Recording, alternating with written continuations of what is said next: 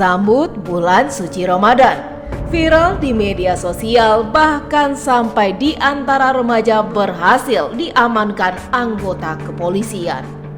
Mereka terlibat dengan perilaku menyimpang, perang sarung. Aksi sejumlah remaja ini menggambarkan perbuatan itu sebagai lelucon. Namun akhir-akhir ini, aksi tersebut justru ada yang sampai mengancam nyawa. Jika dibiarkan, bisa berujung meninggal dunia. Perbuatan remaja-remaja seperti ini tidak patut ditiru. Tidak hanya mencoreng nama baik keluarga, lingkungan, melainkan juga tempat tinggal kita semua. Layaknya di provinsi lainnya di Pulau Jawa, sejumlah daerah di Kepulauan Riau seperti Kota Batam, Tanjung Pinang, Karimun, bahkan Bintan, sejumlah remaja berhasil diamankan saat terjaring melakukan perang sarung. Ironisnya, rata-rata di antara mereka ada yang duduk di bangku SMP, bahkan SMA sederajat. Ya, wajar saja polisi kesulitan menjatuhkan hukuman kurungan penjara karena usia yang masih terpaut sangat muda.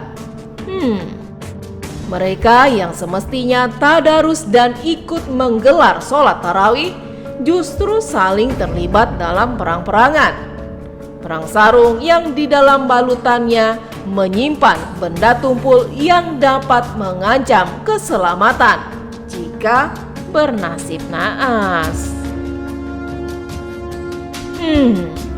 Entah apa motif di balik semua perbuatan yang mereka lakukan itu.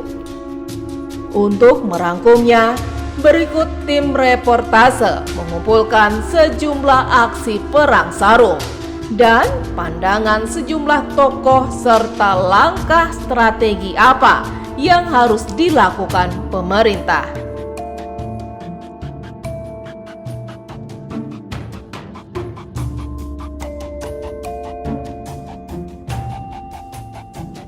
Aksi ini tidak hanya di Ramadan tahun ini. Ramadan tahun lalu bahkan kedapatan di Tanjung Pinang. Isu perang sarung yang dilakukan remaja sempat terjadi. Beruntung aksi mereka cepat diketahui aparat gabungan kepolisian dan Satpol PP. Tradisi yang sesungguhnya bukan budaya di Kepulauan Riau ini justru seperti dianggap gaya-gayaan bagi mereka yang menikmati pergaulan bebas di masa kini. Melihat peristiwa ini, konselor dan mediator Puspaga Gurindam Kepulauan Riau, Sudirman Latif, menilai aksi perang sarung yang dilakukan remaja di sejumlah daerah di Kepulauan Riau saat ini tidak lagi sekedar untuk lelucon belaka, namun sudah mengarah ke perbuatan kriminal yang sengaja disiapkan untuk mendapatkan korban.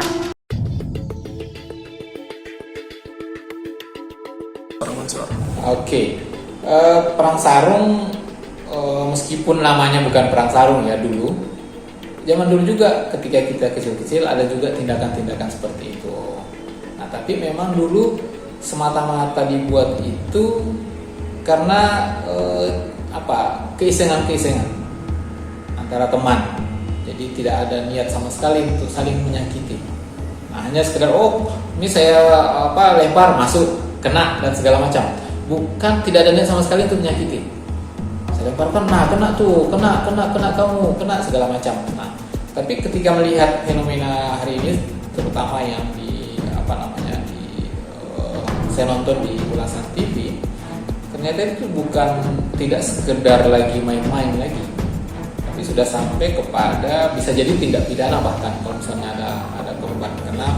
Kalau misalnya dari ulasan TV disebutkan kepolisian melihat ada mulai dari janji lewat media sosial akan melakukan perang, terus juga kita lihat alat-alatnya juga seolah-olah sudah dipersiapkan. Nah, ini kan mirip anak-anak mau tawuran. Jadi anak-anak kita yang mau tawuran, dia persiapkan alat-alatnya dalam tas, nanti pulang sekolah, ayo kita main ini. Sudirman menganggap bahwa perilaku menyimpang yang dilakukan sejumlah remaja ini sangat membahayakan jika tidak segera dicegah, apalagi seperti sudah punya niat untuk menghabisi nyawa seseorang. Di Selekop ya, kalau tidak salah, kan udah naik motor dan segala macam, dan itu tempat yang biasa dipakai anak-anak kita untuk tawuran. Bukan tawuran. Balapan setiap malam. Karena kebetulan aktivis kita itu punya jadwal untuk patroli di sana. Kalau malam minggu katanya, aktivis PATBM. Di Selekop itu kita punya aktivis yang kita sudah latih, itu seringkali melakukan penjagaan di sana.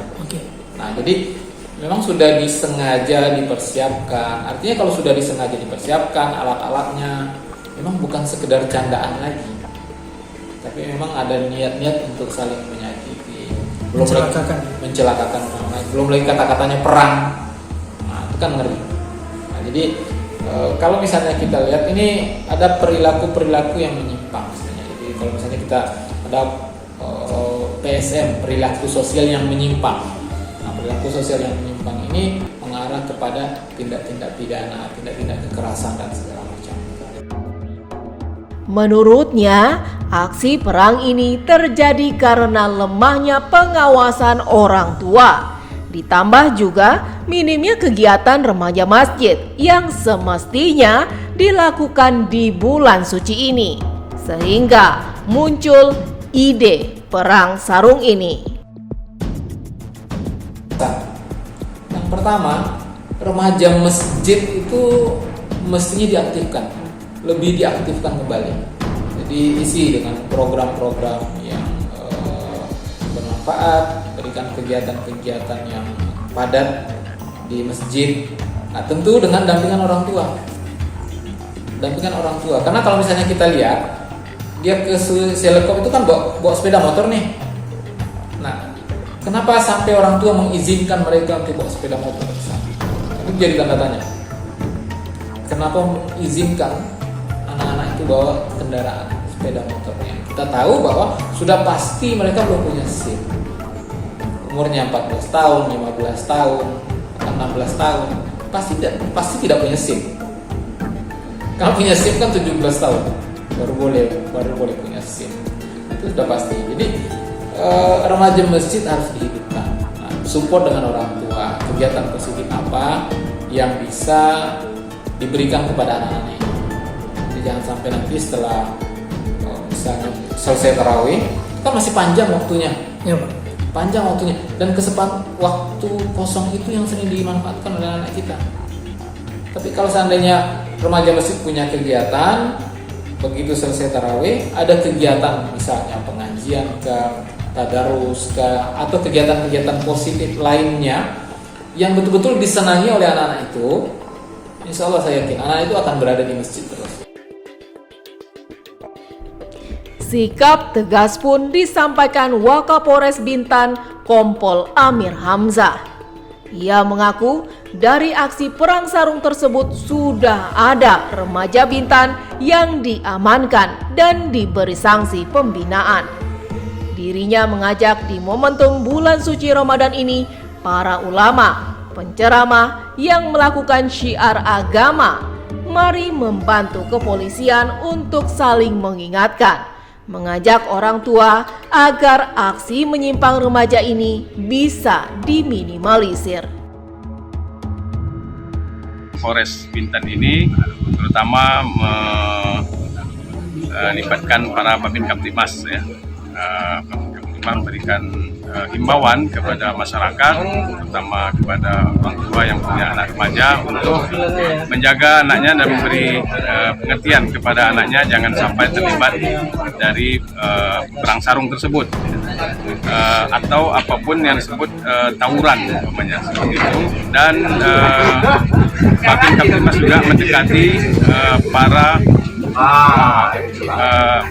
pemuka agama, pemuka agama, ustadz yang akan memberikan ceramah di masjid, terutama untuk memberikan himbauan kepada masyarakat, kepada jamaah, terutama untuk tidak melaksanakan hal-hal yang merugikan kita semua.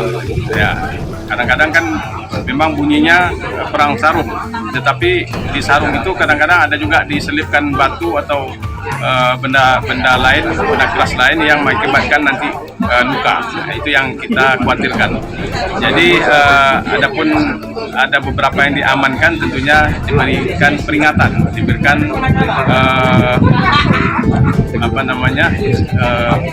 kepada orang tuanya pun dikasih tahu bahwa jangan sampai lagi terlibat lagi untuk kegiatan-kegiatan seperti itu yang tidak memberikan manfaat bagi masyarakat. Itu.